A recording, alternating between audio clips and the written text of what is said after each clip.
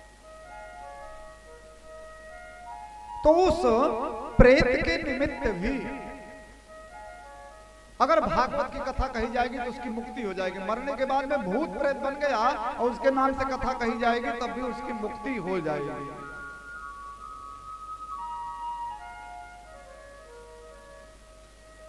अगर आदमी 7 दिन तक किसी सतपात्र से भागवत की कथा सुन लेना तो उसके जीवन में जरूर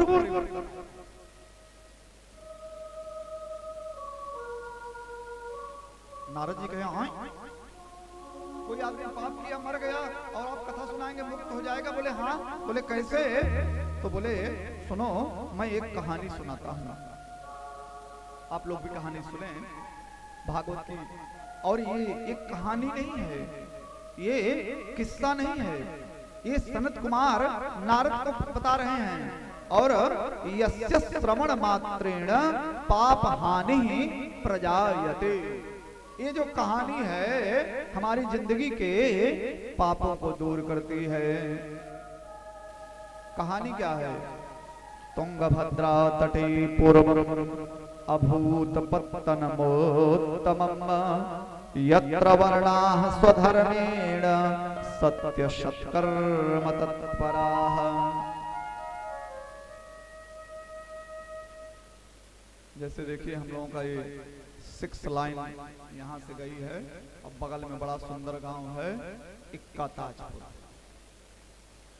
ऐसे ही कोई तुंगभद्रा नदी है और तुंगभद्रा नदी के किनारे एक बड़ा सुंदर गांव है और गांव का नाम है उत्तम नगर, अभूत पत्तन उत्तमम। लगभग सभी जात बिरादरी के लोग इस गांव में रहते हैं। आप लोग ध्यान से सुनिएगा, क्योंकि यस्य श्रवण मात्रेण, ये जो कहानी है इससे पाप दूर होते हैं। सभी वर्णों के लोग रहते हैं, ब्राह्मण क्षत्रिय वैश्य शूद्र सभी जात बिरादरी के लोग रहते हैं। और इसी गांव में, इसी तुंगभद्रा नदी के किनारे उत्तम नगर जो गांव है, इसी गांव में एक पंडित जी रहते हैं जिनका नाम है आत्मदेव।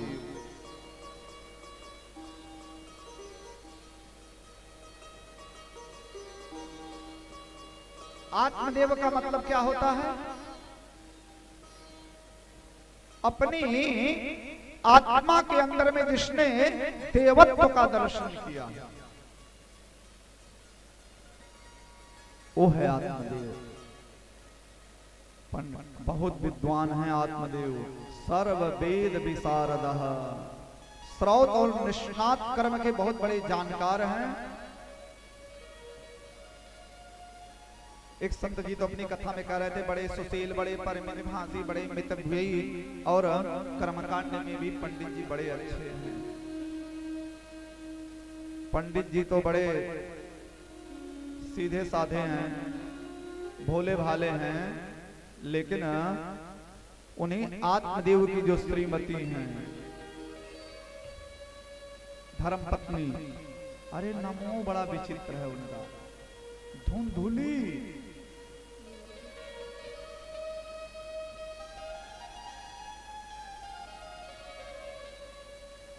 तत्प्रिया धुंधुली स्मृता, नाम है धुंधुली देवी, बड़ा विचित्र नाम है। पंडित जी जितने सीधे, पंडिताइन उतनी ही परपंची, लोकवार्ता रता, बहुत बड़ी परपंची थी।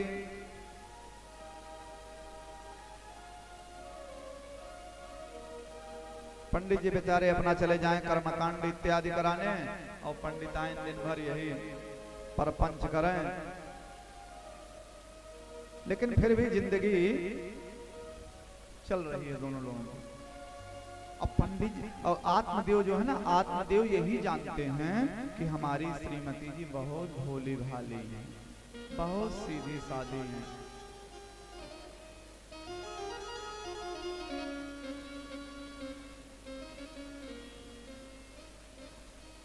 लेकिन जीवन में एक कमी रह गई,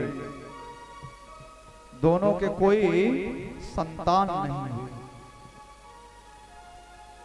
अब तो समाज वाले भी बोली बोलने लगे।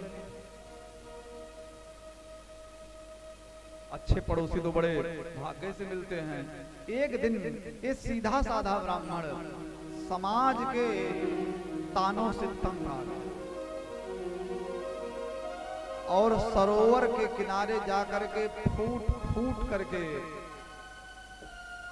वो आत्मदेव ब्राह्मण, वो विद्वान ब्राह्मण एकदम एकांत जंगल में सरोवर के किनारे फूट फूट करके जब रो रहे हैं तो वहीं आए एक सन्यासी। जहां आत्मदेव पंडित जी रो रहे हैं वहीं एक सन्यासी आए।